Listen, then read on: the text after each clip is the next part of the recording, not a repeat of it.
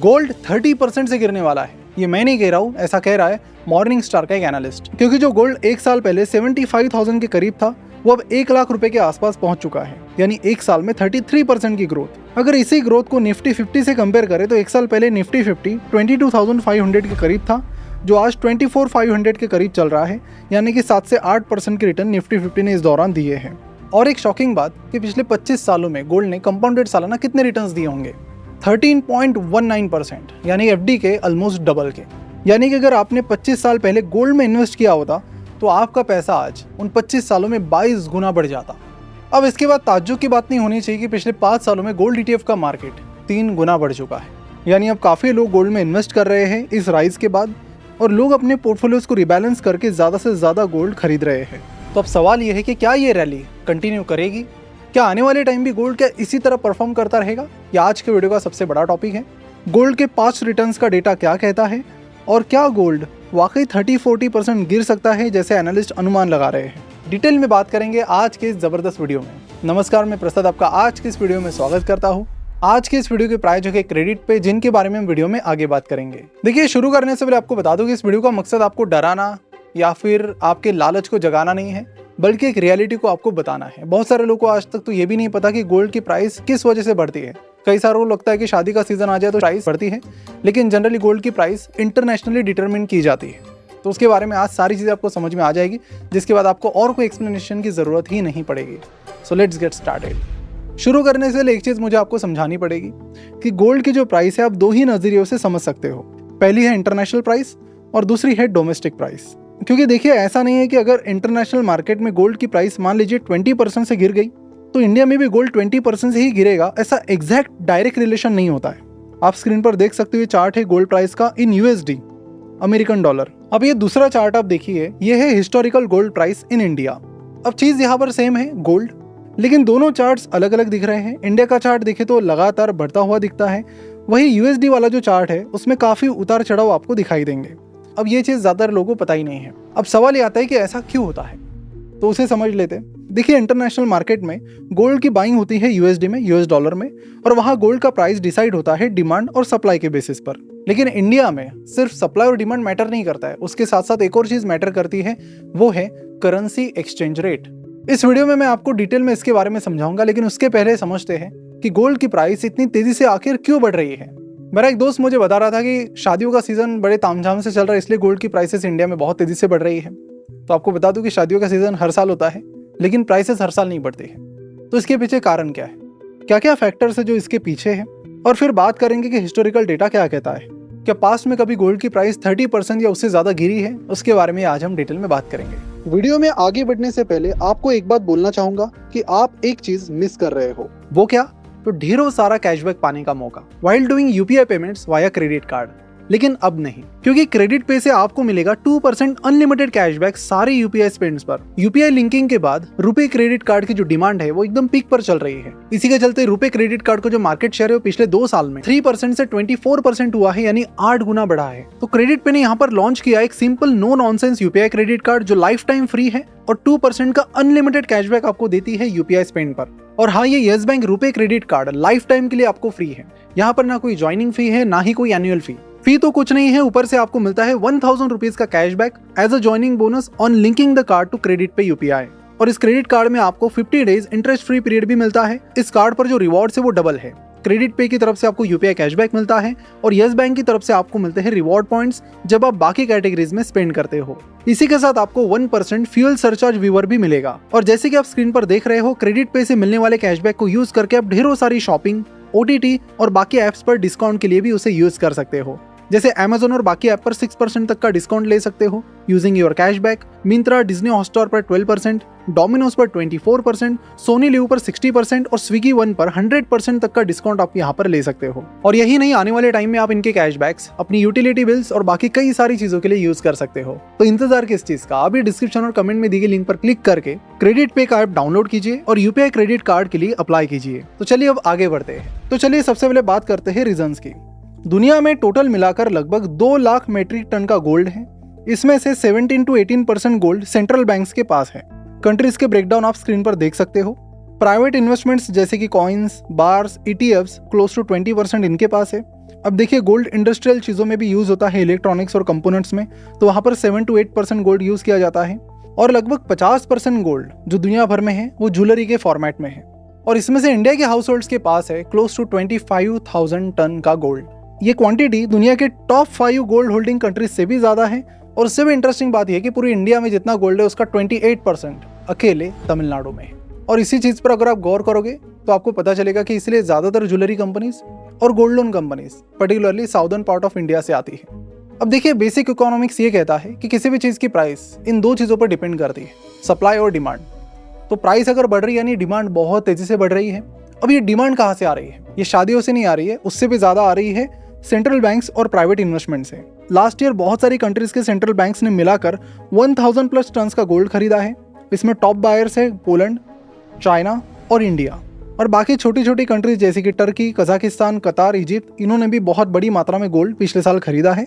और private investments की बात करें जिनके पास क्लोज टू 20% ऑफ गोल्ड है, तो उनमें गोल्ड ईटीएफ्स की डिमांड भी 3 सालों में हाईएस्ट लेवल पर है। इंडस्ट्रियल डिमांड देखें तो यहाँ पर कुछ खास ग्रोथ नहीं है। और ज्वेलरी डिमांड देखें ऑल ओवर द ग्लोब, पूरी दुनिया में, तो वो 11% से बढ़ी नहीं है, गिरी है।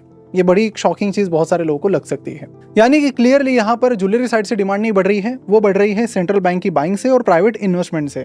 अब देखिए गोल्ड की प्राइस फ्यूचर में क्या रहेगी उसे समझने के लिए यहाँ पर आपके दिमाग में एक और सवाल आना चाहिए कि अब ये सेंट्रल बैंक्स इतनी तेजी से गोल्ड क्यों खरीद रही है, और वो भी अभी क्यों?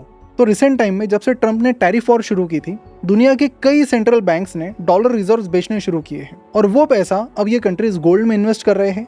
इसी वजह से गोल्ड की प्राइस लगातार बढ़ रही है। अब सवाल यह है कि क्या ये गोल्ड की प्राइस आने वाले टाइम में भी बढ़ती रहेगी या फिर यहाँ पर 30 to 40% प्राइस डाउन जाने के चांसेस है? तो इसका जवाब ढूंढने के लिए हमें 2-3 चीजें देखनी पड़ेगी। पहली चीज तो ये देखनी पड़ेगी कि अब पास्ट में कभी गोल्ड की प्राइस 30-40% या बहुत तेजी से गिरी थी। तो मैं आपको बता दूं कि मल्टीपल टाइम्स ऐसा हो चुका है जब गोल्ड की प्राइस बहुत ही ज्यादा गिरी थी। जैसे स्टॉक मार्केट में बेयर रन आता है, बुल रन आता है, वैसे गोल्ड में भी होता है। जहाँ पर हम देख रहे हैं गोल्ड में अच्छा खासा बुल रन चल रहा है, तो उसके बेयर रन के अगर कुछ हिस्टोरिकल इंसिडेंट्स हम देखें तो लॉन्गेस्ट बेयर रन जो गोल्ड का था वो 1980 से लेकर 2000 के बीच में चला, जहाँ पर गोल्ड की वैल्यू 61% से डाउन हो गई थी इन 20 सालों में। यानी यहाँ पर कुछ पैसा नहीं मिला लोगों को। और अगर रिसेंट टाइम की बात करें तो गोल्ड लगभग 30% से गिरा था बिटवीन अगस्त 2013 एंड जुलाई 2015। यानी कि एक चीज़ तो है कि गोल्ड भी बहुत तेज़ी से गिर सकता है। और इसके कुछ बड़े बड़े क्रैशेस के एग्जांपल मैं आपको बताता हूँ, जो आप स्क्रीन पर देख सकते हो कि 1980 से 1982 इस बीच में 65% गोल्ड की प्राइस गिरी थी। और फिर बाद में 1983, 1996 इस दौरान भी आप देख सकते हो कुछ खास रिटर्न्स गोल्ड नहीं दे पाया। तो अगर दुनिया भर की बात करें तो दुनिया भर में गोल्ड की प्राइसेस, जैसे मैंने शुरुआत में आपको ग्राफ दिखाया था कि यूएसडी में, यूएस डॉलर में अगर आप गोल्ड के रेट्स देखेंगे तो उसमें बहुत सारे अप्स एंड डाउन्स आपको मिलेंगे, लेकिन रुपये वाले में नहीं मिलेंगे। तो उसका एक बेनिफिट और एक फैक्टर इंडिया में बहुत मैटर करता है। और आपके रिटर्न्स के लिए, गोल्ड रिटर्न्स के लिए ये भी बात बहुत ज़रूरी है आपको समझना। देखिए पिछले कुछ सालों में इंडिया में गोल्ड की प्राइस ऊपर ही जा रही है, सिर्फ ऊपर। अब ऐसा क्यों? तो वो इंडियन करेंसी की वजह से। कैसे? तो इसे एक एग्जाम्पल की मदद से बड़े आसानी से समझ लेते हैं। अब इसके लिए आपको गोल्ड का पूरा सिस्टम समझना पड़ेगा। देखिए मान लीजिए कि एक गोल्ड ट्रेडर है जो इंटरनेशनल मार्केट से गोल्ड बाय करता है। अब इंटरनेशनल मार्केट में गोल्ड की प्राइस आउंस में होती है और 1 आउंस होता है लगभग 31 ग्राम्स का। अब मान लीजिए ट्रेडर 2 ट्रेड करता है। पहले ये गोल्ड को बाय करता है किस प्राइस पर? $3600 पर आउंस पर, और उस टाइम एक यूएसडी 80 रुपीज के करीब चल रहा होता है। अब मान लेते कि वो जो ट्रेडर है वो 1 साल बाद उस गोल्ड को बेचता है। जब वो 1 साल बाद गोल्ड बेचने लगता है तो गोल्ड की प्राइस हो जाती है $3800 पर आउंस, और उस टाइम $1 85 रुपीज के करीब चल रहा होता है। अब अगर आप इस ट्रेड को देखोगे तो बड़ा ही सिंपल ट्रेड है। $3600 पर ये गोल्ड लिया था, $3800 पर बेचा गया, यानी 5.5% का गेन यहाँ पर हुआ है। लेकिन इंडियन करेंसी के हिसाब से जब गोल्ड खरीदा था तब एक्सचेंज रेट था 80 रुपीज और गोल्ड बेचते टाइम यानी 1 साल बाद वो हो गया 85 रुपीज। तो क्या सिर्फ गोल्ड हमारे लिए सिर्फ 5.5% से बढ़ा है? नहीं, इस केस में गोल्ड का प्राइस रूपी टर्म्स में लगभग 12% से बढ़ा है। क्यों? क्योंकि इंडिया में गोल्ड का प्राइस सिर्फ इंटरनेशनल रेट से लिंक्ड नहीं है बल्कि एक्सचेंज रेट से भी लिंक्ड है। अब इसीलिए जब आप गोल्ड का प्राइस देख रहे हो बढ़ता हुआ तो वो सिर्फ गोल्ड की प्राइस नहीं बढ़ रही है, इंडियन रुपये भी वीक हो रहा है डॉलर के कंपैरेटिवली। इसलिए एक स्मूथ अपसाइड वेव या फिर अपसाइड लाइन आपको गोल्ड की प्राइस में यहाँ पर दिखती है। जो चार्ट आप स्क्रीन पर देख रहे हो उससे आपको ये समझ में आ जाएगा कि इंडिया में गोल्ड की प्राइस पर एक्सचेंज रेट का कितना ज्यादा प्रभाव होता है। अब पहले क्या होता था कि बहुत सारी कंट्रीज गोल्ड के साथ साथ यूएस डॉलर के रिजर्व्स रखती थी बहुत बड़ी मात्रा में, लेकिन रिसेंटली जो चाइना यूएस टैरिफ वॉर चल रहा है, बाकी और 10 चीजें चल रही है, इसकी वजह से बहुत सारी कंट्रीज अब यूएस डॉलर के बड़े बड़े रिजर्व्स रखने में कुछ इंटरेस्टेड नहीं है। उसके बजाय वो गोल्ड के रिजर्व्स रखने में इंटरेस्टेड है और इसीलिए अचानक से उन्होंने गोल्ड खरीदना शुरू किया है और उसका इम्पैक्ट गोल्ड की प्राइस पर हमें देखने मिल रहा है। लेकिन यहाँ पर क्योंकि गोल्ड प्राइस प्राइवेट इन्वेस्टमेंट्स और सेंट्रल बैंक्स की वजह से बढ़ रही है, इसलिए आपको एक रिस्क फैक्टर भी समझना पड़ेगा। ये बहुत एक रिस्की गेम है। अगर इन सेंट्रल बैंक्स को ऐसी कोई करेंसी मिलती है जो उन्हें सेफ लगती है, जैसे कि शायद यूरो हो या फिर युआन हो, तो भी फिर और एक प्रॉब्लम हो सकती है। शायद वो गोल्ड बेचकर उस करेंसी को खरीद सकते हैं, या फिर वो गोल्ड के साथ साथ किसी और करेंसी में भी इंटरेस्ट दिखाते हैं, जैसे कि सिल्वर में, तो भी प्रॉब्लम हो सकती है। और अगर ऐसा होता है तो इंडिया पर उसका काफ़ी एक मेजर असर पड़ सकता है, क्योंकि अगर इंटरनेशनल मार्केट में गोल्ड प्राइसेस 10% से गिरती है तो रुपी एक्सचेंज रेट के इफेक्ट के चलते इंडिया में गोल्ड प्राइसेस 15 to 20% भी गिर सकती है। देखिए, मैं यहाँ आपको डरा नहीं रहा हूँ, बस ये बता रहा हूँ कि एग्जैक्टली चीज़ें कैसे वर्क करती है। अब देखिए, ये जो गोल्ड प्राइस फॉल है ये तुरंत तो नहीं हो सकता, क्योंकि गोल्ड प्राइसेस तभी गिरती है जब जनरली पूरी दुनिया में स्टेबिलिटी होती है। अभी करंट लेवल पर देखें तो इंडिया पाकिस्तान चल रहा है, यूक्रेन रशिया चल रहा है, इजराइल गाज़ा चल रहा है, उधर चाइना यूएस के बीच ट्रेड वॉर चल रहा है। 90 दिन की डेडलाइन 1 अप्रैल को दी है, जून एंड में पता चलेगा उसमें क्या होता है। तो पूरी दुनिया काफ़ी अनस्टेबल मोड में है और जब तक ये स्टेबल नहीं होगी गोल्ड की प्राइस गिरने का चांस ही नहीं है।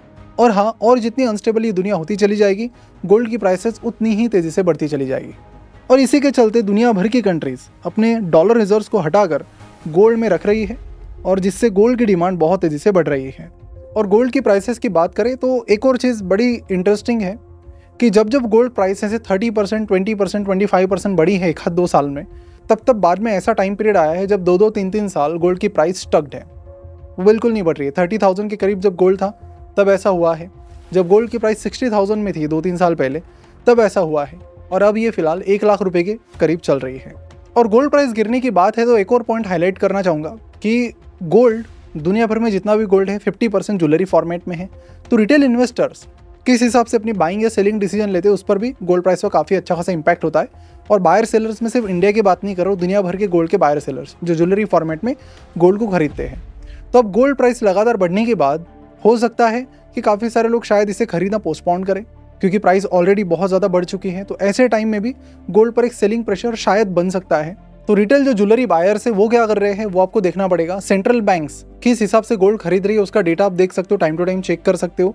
और तीसरी चीज़ आपको ये भी चेक करनी पड़ेगी कि गोल्ड ETFs की डिमांड किस हिसाब से बढ़ रही है, क्योंकि उसकी वजह से भी इंस्टीट्यूशनल जो गोल्ड बाइंग है वो बहुत तेज़ी से बढ़ रही है। अब यहाँ पर आप पूछेंगे कि सेंट्रल बैंक्स आने वाले टाइम में कितना खरीदेगी, कितना बेचेगी, ये हमें कैसे पता चलेगा। तो आप नॉर्मली तो सर्च कर ही सकते हो बेसिकली गूगल या ChatGPT पर।